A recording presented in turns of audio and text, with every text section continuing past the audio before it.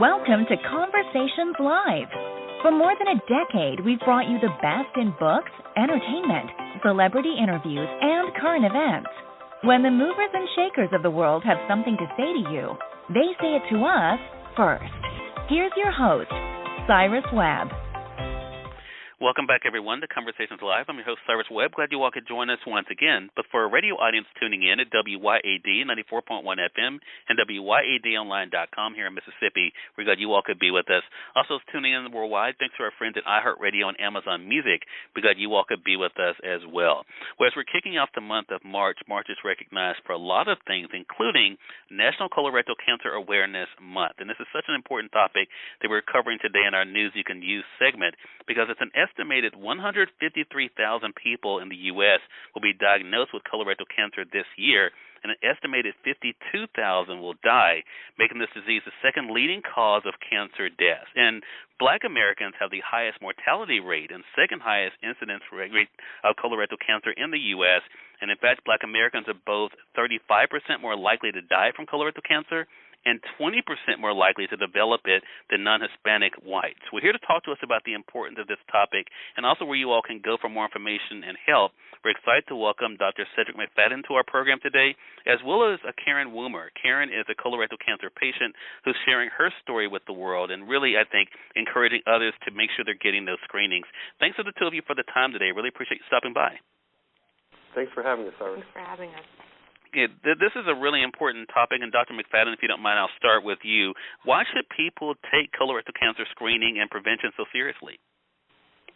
Well, you said it best. I mean, 150,000 diagnoses per year. And here's the key. Colorectal cancer can be prevented. We know that they start from polyps, and it takes years for these polyps to grow and to become cancer. If we can find these polyps sooner, people don't have to get colorectal cancer. And it's estimated, as you said, that it's second leading cause of cancer deaths in the United States. And by 2030, it's estimated to be the number one leading cause of cancer deaths in the young, under 50 years of age. And so if we can find these cancers soon, we can have a survival rate greater than 90%. And so we have to get people screened. We've got to get them to go to getscreened.org so they can learn more about their screening options and actually the timing of when that should be. And I think this is why we're so glad to have you both on the program. Dr. McFadden, I want to ask you this question. Does colorectal cancer have symptoms that we can watch out for? So a lot of people, they don't like going to the doctor, so unless something is going on with their bodies, they don't, think there's a need. But are there symptoms that we can watch out for? Yeah, so first of all, you're absolutely right, because if people don't have bleeding, many of them won't go to the doctor at all, right? And that is one of the big symptoms of colorectal cancer is bleeding. It also can include changes in your bowel habits or unexplained weight loss or abdominal discomfort. But here's the key. You don't have to have symptoms to have colon cancer, which is why we don't want you to wait until you have symptoms. We want you to get screened. We want you to begin screening at the age of 45 or sooner if you're high risk. GetScreened.org helps you navigate through that timing, but definitely, as you mentioned, African Americans are at higher risk as well, so definitely taking that into consideration. I need to put this on my list, Dr. McFadden. I'll turn 48 this year. We don't have a family history, but I think here's the thing. I think this is why when I was prepping for the segment, I thought this is something I have to put on my list for my annual this year. Karen, I really appreciate you stopping by and also the work you're doing. If you don't mind, share with our audience a bit about your own colon cancer diagnosis.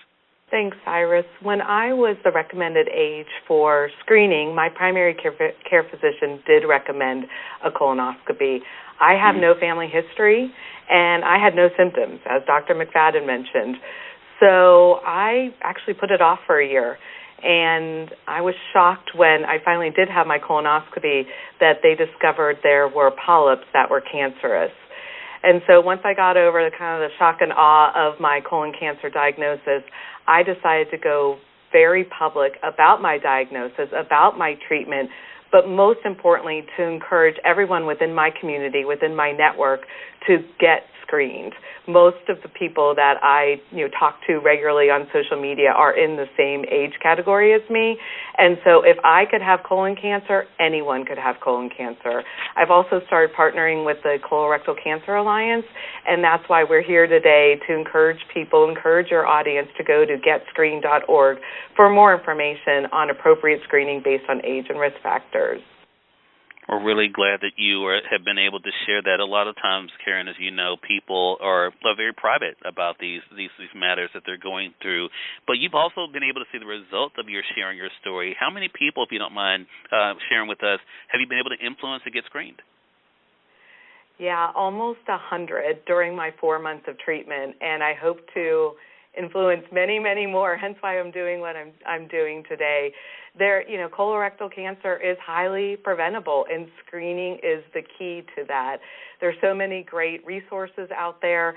There's one new one for patients who have been diagnosed with colorectal cancer, and that's called bluehq.org. It's an innovative platform for patients, for caregivers, and survivors where they can really go to a site that matches resources based on their specific needs. Wow. Dr. McFadden, I want to ask you, when and how should people get checked for colorectal cancer? If they're hearing this segment and they're realizing, okay, this is something that maybe I need to be considering, talk to us about when they should do that and also how they can go about getting it done.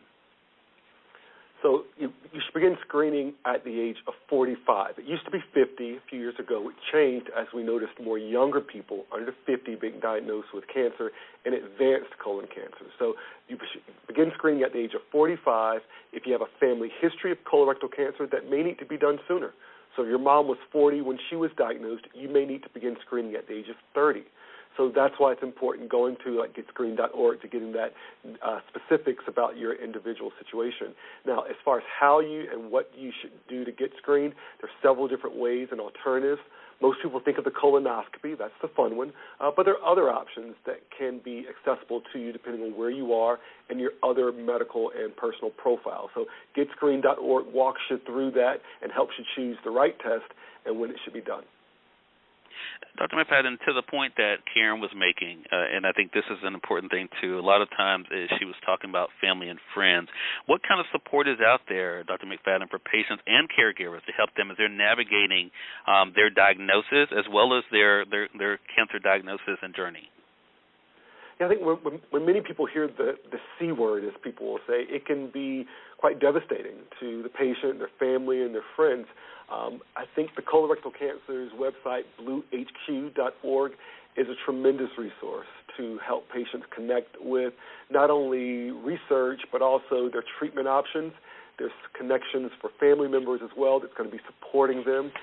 And again, all that's necessary as you navigate through this space because it can be daunting, but there's support and you can get through it with the Colorectal Cancer Alliance. Well, Dr. McFadden, Karen, I really appreciate the two of you sharing this valuable information. As I said, among other things, March is recognized as National Colorectal Cancer Awareness Month, so we're glad to be able to kick off this month sharing this information with our audience here in Mississippi as well as our worldwide audience as well. You all shared two websites with us. Karen, would you mind telling our audience again where they can go for more information?